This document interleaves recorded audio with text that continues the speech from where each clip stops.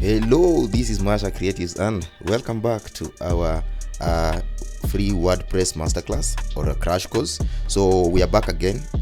On our last video we learned how to install local WP, which is this software that is running right here on my screen, and we learned how to install this, and we learned how to install our first WordPress WordPress site, that is a website, and we were able to run it, and I showed you a few things on the dashboard. So now this is the site we installed. We called it Learn WordPress, and let's run it. For right now it's off, it's not running, so start site, so that now we can move into the next,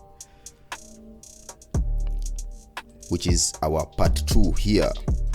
So let's give it some time so that our WordPress will be up and running. So what we are going to cover in part 2 is we are going to cover general settings, permalinks, readings and writings on the settings, and media settings, and how to manage your user profiles. Okay, so that is what we are going to learn in part 2. So if you just jumped into this video, just know there's a part 1, so just go back on this playlist and watch part 1 before you jump onto this, because part 1 teaches you how to install WordPress and how to get started basically. So because already we installed our theme and all of that, so our site is now running. So let's just open the site, and voila, our site should be up and running over here. So let's give it a minute to load, and we see. Then as that's load, let's also open the backend. Just click on WP admin. So basically why we are using this app is to enable us to run WordPress websites locally on our computer. So as you can see, and there we go, that's the front end and this is the back end. I don't know if I can remember the password, but let me just try that out, and it should take me into the dashboard.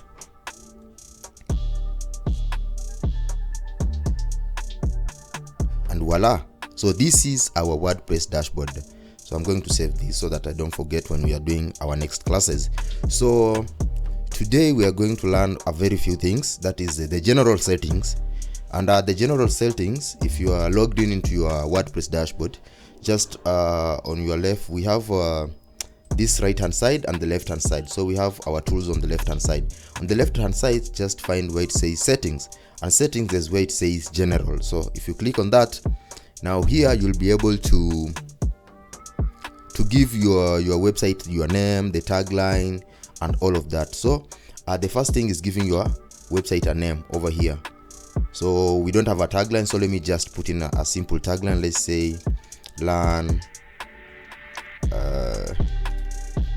free website course. So let's say that is our tagline. So for the site icon is this. There's usually a small logo that appears on top of each and every website, like where we are working, there's this WordPress logo that is appearing on top here on each and every tab.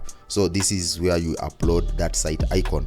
So for now we are not going to upload it, because I'll show you how to upload that in Elementor. So the first thing, ensure you have the correct name here and you have your tagline. Scrolling down, don't change anything here. Everything as it is. You can change this to your admin email. If you have an admin email, for me I'll leave it as it is, but it is good to change this to your personal admin email. So for here, once we take this website online, we will have now the correct URL. That is the URL is what appears on top of your search bar over here. That is what will be appearing here. And the admin email, you can change this to your own email, or for now you can just leave it as it is. So for here we are just confirming our name is correct and the tagline is correct if it is already there. If not, just add it and click save changes.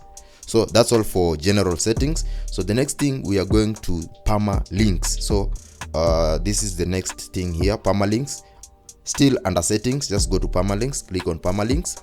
So permalinks is how you want your URLs to be structured. Okay, so if you have interacted with the web, you can see some URLs usually have numbers, like this one here, where you see it's the website URL / some numbers or something like that. But for SEO practices, always it has to be at post name, so that it picks the name of the page or it picks the name of the post. So always use post name. So if maybe it's ticked somewhere else, take it to post name, then scroll down and save changes. So that's all you need to do at Permalinks, nothing else. After that, we are going to reading. So click on reading.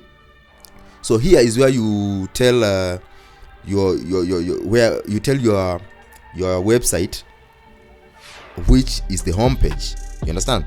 So basically, every website, when you go, the first URL, let's go to like Masha Creatives. So if you load this website, you're not specifying the page here if it is a home page or the about us page, but automatically it picks this page. Why? Because I told it when someone visits this URL, then automatically pull this page, because we have several pages like this is the about us page. But why did it not pull this page, but it pulled? Why did it not pull this page? It pulled this page because I told it to pull this specific page. So how do you do that? Over here. So more often than not, if it is your first installation, it will be at your latest post. So remove that to a static page over here. Then where it says home page, this is where now you choose. This is where now you choose the page that you want. When someone visits my website, let that person be redirected to the home page. So if you have not created this page, you'll have to create it. But we created this on our last video. So to create that page, just go to pages. Let me open that in a new tab. And over here, you see we have our page home page. You can just click add. So in case maybe you've forgotten, this is how you add the page. Then over here, just give it a name. So for now, let's give it about us, because we already have the home page. So I'm showing you. So for you, if you don't have the home page, just give it as home page. So that is done. So if you go back here to reading and refresh this, we should be able to also see here is the about us page. So if you want the about us page to be your static home page, click on that. But by default, always use your home page as your static page. So once you click on that, scroll down and save changes. Nothing else is to be added there. So after that, let's check writing. You don't alter here anything. So we have done general settings, we have done permalinks, we have done reading. So that's all you need to do at the settings. The other thing is to understand your user profiles. So if you go here to users, just click on that. So anyone who registers on this platform, they should be able to appear here. There's one thing that appeared when we went to general settings over here. You see it says anyone. This thing is not checked here, so that means no one can register to this site. Okay, but if you are creating a website that has the ability for someone to register and log in, this has to be checked. Okay, so for our site, this is just a business website which has a front end where users can just interact with the website and contact us. Then we don't have to check this. So this is where all the users, including you, should be. So for you, you have a role of the admin. So there you can add users still here, and you can give them roles based on what they are supposed to do. So for instance, you're the admin, but you are collaborating this project with someone else, and you want them to help you in creating maybe you want to maintain your admin rights, but you want your designer to also be able to edit the site. So you can add them here, give them a username, an email, the name, the password, and give them an editor role. So if you give them an editor role, they will be able to log into this site and make changes, but they won't be the admin. You still remain to be the admin.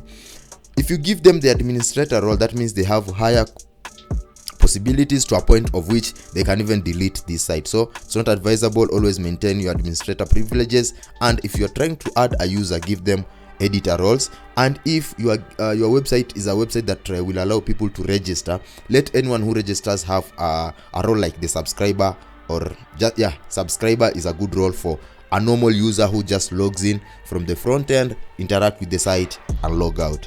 So yeah, that's it. And so that's it for today. And let's meet on the next one. On our next video, we'll be tackling more fun about how to install themes and essential plugins that we are going to use. So this is Masha Creatives, and don't forget to hit that subscribe button, and let's meet on the next one. Peace.